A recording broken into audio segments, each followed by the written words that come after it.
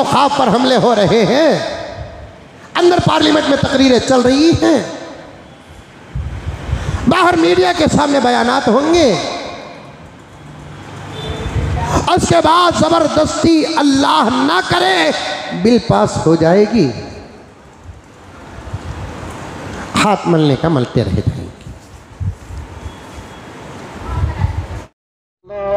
अल्लाहुम्मा सल्लि अला सय्यिदिना व मौलाना मुहम्मदिन।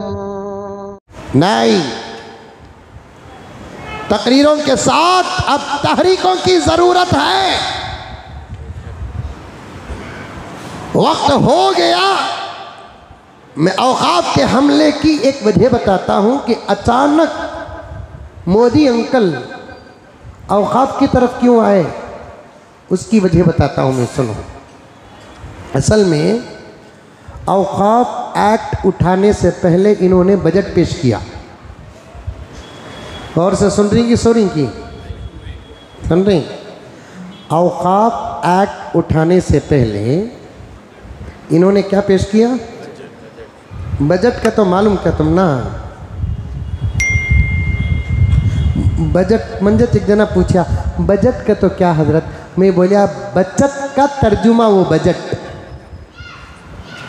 महबूब को अभी समझ में आ रहा है। आज की तारीख तक खर्च होकर अब जो बचत है उन पैसों को कहाँ कहाँ कितना कितना कितना कितना आने वाले बजट गिजट में सब में किसको कितना कितना पैसा दिया जाएगा, खर्च किया जाएगा, कहाँ खर्च किया जाएगा, ये तमाम मंसूबों का नाम है बजट। समझ में आया? औकाफ एक्ट। अब एक और एक मुसीबत औकाफ एक्ट, वो भी समझाना।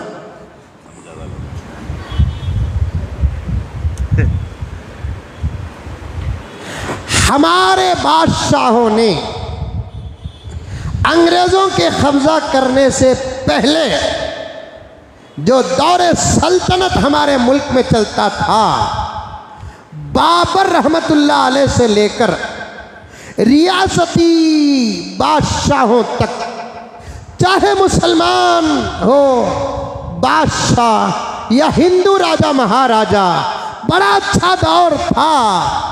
वो पूरे मुल्क के मज़ाहिब को एक नज़र से देखते थे। ज़रूरत पड़ने पर कभी मुसलमान बादशाहों ने मुसलमानों को ज़मीनें दी और कभी मुसलमान बादशाहों ने दूसरी कौम के लोगों को भी मंदिरों के लिए जगह दी, और भी जगह दी, और भी जगह दी। ऐसे ही राजा महाराजाओं ने भी जहां अपनी कौम के लोगों को ज़मीन दान में दिया था, मुसलमानों को भी दान में दिया। ये जो दी हुई जगह है ना, चाहे वो मुसलमानों को मिली हो, चाहे वो हिंदुओं को मिली हो, चाहे वो ईसाइयों को मिली हो, चाहे वो सिखों को मिली हो, चाहे वो बादशाहों मुसलमान बादशाहों से मिली हो या राजा महाराजाओं से जो मिली हो, इस ज़मीन को औकाफ कहते हैं। समझ में आई? जोर से बोलो रे बा। इस ज़मीन को क्या बोलते हैं? औकाफ। वक्फ की जमा औकाफ, यानी वक्फ कर दिए सोनू तुम्हें, तुम्हारे अपने कौम के खुद के इस्तेमाल के वास्ते नहीं, कौम के फ़ायदे के लिए ये जगह तुम्हें इस्तेमाल करो बोलकर विथ राइटिंग देते थे। और तमाम मज़ाहिब के पास औकाफ की जगहों के आज भी कागज़ात मौजूद हैं। और अल्लाह का करम और एहसान है कि मुसलमानों के पास भी एक बहुत बड़ी औकाफ की ज़मीनें हैं। और हमारे मुल्क में मुसलमानों के लिए औकाफ एक ज़बरदस्त ताकत का नाम है। ज़बरदस्त ताकत का नाम है। क्या कहूँ, 75 साल से औक़ाफ़ इस्तेमाल तो हो रहा है, जिस तरीक़े से इस्तेमाल होना, अगर उस तरीक़े से औक़ाफ़ मुसलमानों की इस्तेमाल होती तो फिर हिंदुस्तान के मुसलमान रमज़ानुल मुबारक में ज़कात किसे देना बोल को सूझ ले को रहते।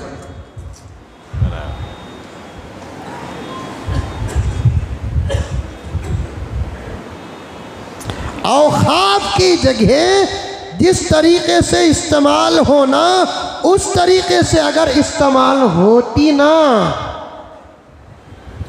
तो फिर रमज़ानुल मुबारक में या सदका व खैर खैरात के मौके में ज़कात देने का वक्त आता तो तब सोचते रह जाते कि हमें किसे ज़कात देना, इसलिए कि मुल्क में कोई मुसलमान गरीब ही नज़र नहीं आता। औक़ाफ़ का जिस तरीक़े से इस्तेमाल करना, उस तरीक़े से अगर इस्तेमाल करते, आज उम्मत की कोई माँ अपने बच्चे की फ़ीस के लिए मस्जिद के दरवाज़े में चादर न फैलाती।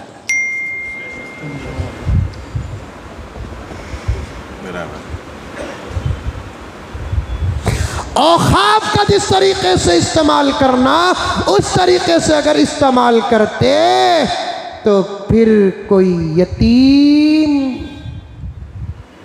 अपनी यतीमी पर खून के आंसू न रोता। औक़ाफ़ का जिस तरीक़े से इस्तेमाल करना, उस तरीक़े से अगर इस्तेमाल होता महबूब, तो कोई मासूम शॉर्ट क्लिप में आकर अपने बाप के हार्ट के ऑपरेशन का खर्च उस उम्र में भीख की अंदाज से न मांगता। औक़ाफ़ का इस्तेमाल जिस तरीक़े से करना, उस तरीक़े से अगर करते, हमारे पास कम से कम मुल्क में 100 से ज़्यादा यूनिवर्सिटीज़ होते, 1000 से ज़्यादा अस्पताल होते। अल्लामा इक़बाल क्या थे जिनको आता नहीं दुनिया में कोई फ़न तुम हो, जिनको आता नहीं दुनिया में कोई फ़न तुम हो, नहीं जिस कौम को पर्दाए नशेमन तुम हो, बिजलियाँ जिसमें हो आसूदा व खिरमन तुम हो, बेच खाते हैं जो असलाफ के मदफन तुम हो। औक़ाफ़ हमारे मुसलमानों के औक़ाफ़ पर नज़र पड़ गई अंकल की। उसे बोलते सो जोरू बच्चे ख़ानदान कबीला रन्ना, ताकि दूसरियों को देखने का ज़्यादा मौका नहीं मिलता। नज़र पड़ गई। अब उन्होंने उसके लिए तरमीमात बना दिए। इंशाअल्लाह ताला मैं आपके सामने अर्ज़ करूँगा। अचानक ये कहीं को उठाए मालूम, शायद अब तक आप सुने नहीं होंगे, आज सुनते होंगे चंद दिनों से, कि औक़ाफ़ का मसला उठाने से पहले आंटी बजट पेश करी।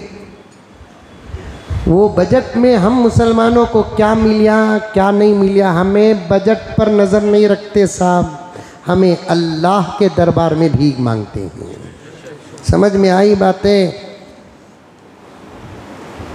अल्लाह के दरबार पर भीख मांगते हैं।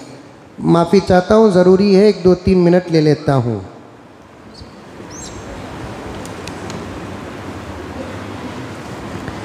हमारी नज़र बजट पर नहीं, तुम्हें दिए तो भी चलता, तुम्हें नहीं दिए तो भी चलता, आई डोंट केयर। दिए तो भी चलता, नहीं दिए तो भी चलता। हज का सब्सिडी कैंसिल करें अंकल। हाजियां कम हुए कि ज़्यादा हुए? कल जो बादशाह था वो आज नहीं है साहब, ज़िंदगी भर के लिए ताज नहीं है साहब। कल जो बादशाह था वो आज नहीं है साहब, जिंदगी भर के लिए ताज नहीं है साहब। 1400 साल से जाता है मुसलमान हज को, 1400 साल से जाता है मुसलमान हज को। तेरी सब्सिडी का मोहताज नहीं है साहब। 1400 साल से जाता है मुसलमान हज को, तेरी सब्सिडी का मोहताज नहीं है साहब। बजट पर हमारी नज़र नहीं, समझ में आई बातें? तुम्हें नहीं दिए तो भी हमें गोश्त खाते हैं सोच, तुम्हें ज़्यादा उठा लिया तो भी तुम्हारा मुकद्दर में इडली है सोच।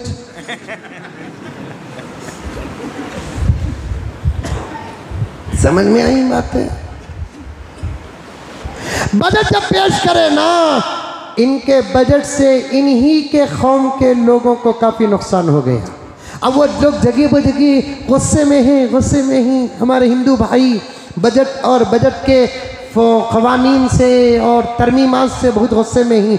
उनको जब गुस्सा आता है तो अंकल उनका गुस्सा ठंडा करने के लिए इस्लाम और मुसलमानों के मसाइल उठाते हैं। ईदा मुख्यमाना पैसा, ये पॉइंट। कल अगर मैं पार्लियामेंट में होता ना तो बात ही कुछ और होती। अंकल ये खुजली कहीं को आई तुम ना, ये पूछता। बजट जब पेश करे, जीएसटी के कवानीन जो पेश करे, टैक्स के जो कवानीन जो पेश करे, उससे पूरा मुल्क नाराज है, गुस्से में। अब उनका गुस्सा ठंडा करने के लिए मुसलमानों के मसाइल उठा लिए। इंशाअल्लाह ताला सुम्मा इंशाअल्लाह बकिया बहुत सारी बातें आपके सामने आइंदा जुमा रखूँगा या उससे पहले कभी मौका मिल जाए।